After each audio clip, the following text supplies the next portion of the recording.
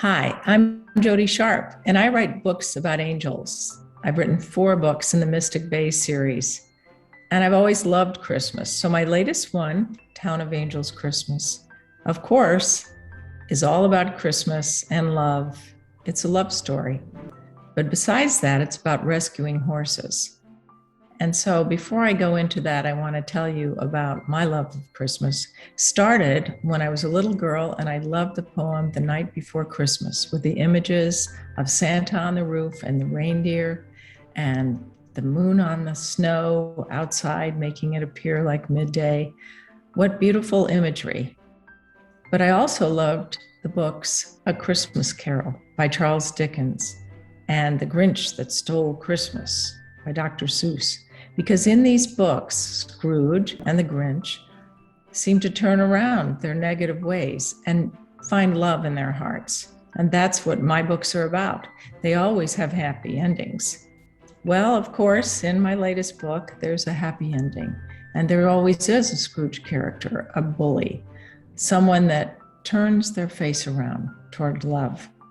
And in this book, the town wants to rescue horses, and the committee wants to buy a man named Zeke's farm. And he's left the farm to his nephew, whose name is Dern. Well, Dern is a Scrooge-like character, doesn't want to sell, wants more money. And so the committee meets with him. And this is what happens. I'll read it for you. July is frustrated. She's one of the angels in town that lives as a human. And Klaus, who we're going to meet next, was a bully in the last book, but he changed also.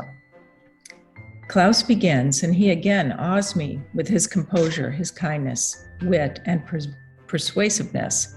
We have found another place if you don't take the offer, but our hearts are for the animals are set on your Uncle Zeke's place.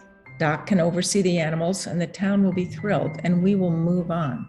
But you know, he says, shaking his finger at Dern, you remind me of the old me, the man I used to be.